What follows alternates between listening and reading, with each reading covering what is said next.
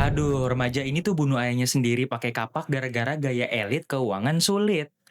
Jadi tahun 2004 di Albany, New York, ada seorang mahasiswa Universitas Rochester bernama Christopher Porco yang dikenal punya gaya hidup yang di atas kemampuannya. Dia pakai Jeep Wrangler, punya ponsel mahal, dan hidup seolah semuanya itu aman. Masalahnya, satu hal yang gak ikut elit adalah nilai kuliahnya. Presentasinya itu anjlok hingga akhirnya dia itu di-DO oleh kampusnya. Christopher yang gak mau kehilangan statusnya sebagai mahasiswa, buat bisa kuliah lagi dia itu butuh uang yang banyak. Bukan dengan cara yang jujur, dia memalsukan transkrip nilai dari Hudson Valley Community College, lalu mengajukan pinjaman sebesar $31.000 dengan memalsukan dokumen dan tanda tangan ayahnya sendiri, yaitu Peter Porco. Saat ayahnya mulai curiga, Christopher itu bohong dan bilang, cuma minjem $2.000 kok. Padahal kenyataannya jauh lebih besar daripada itu. Dan bukan cuma itu aja. Peter Porco kemudian menemukan fakta lain. Christopher juga mengambil kredit mobil Jeep Wrangler atas nama ayahnya. Mobil itu bukan buat kebutuhan, tapi cuma menjaga gengsinya doang. Kebohongan ini mulai terbongkar saat cicilannya telat dan yang ditagih bukan Christopher, tapi ayahnya. Ayah dan anak itu terlibat perdebatan panas lewat email. Peter menyatakan akan menghubungi pihak bank, melaporkan pemalsuan tanda tangan, dan memberikan namanya secara hukum.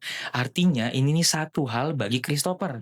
Kebohongannya mulai terbuka, kuliahnya bisa hancur, dan dia itu terancam kasus pidana. 11 hari setelah email terakhir itu, Christopher membuat keputusan yang akan mengubah hidupnya selamanya. Di tanggal 15 November tahun 2004, Christopher itu mengendarai Jeep Wrangler hasil penipuannya menuju rumah orang tuanya. Dia masuk ke rumah, mematikan sistem alarm menggunakan kode yang hanya diketahui oleh keluarga. Lalu dia memutus saluran telepon rumah. Di dapur, dia mengambil kapak, langsung menuju kamar orang tuanya. Saat ayahnya tidur, Christopher menghantam kepala Peter Porco secara berkali-kali menggunakan kapak.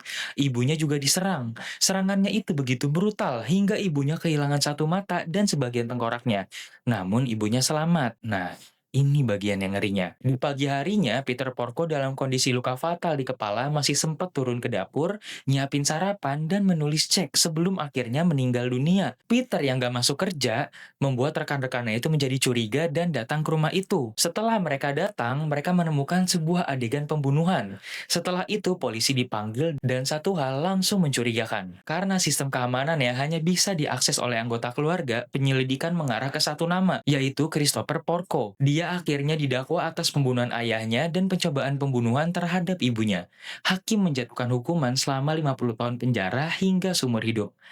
Aduh, kalau kalian punya gaya elit tapi ekonomi sulit, jangan sampai kayak Christopher ini ya. Kalau kalian suka dengan konten-konten kayak gini, jangan lupa like dan follow ya.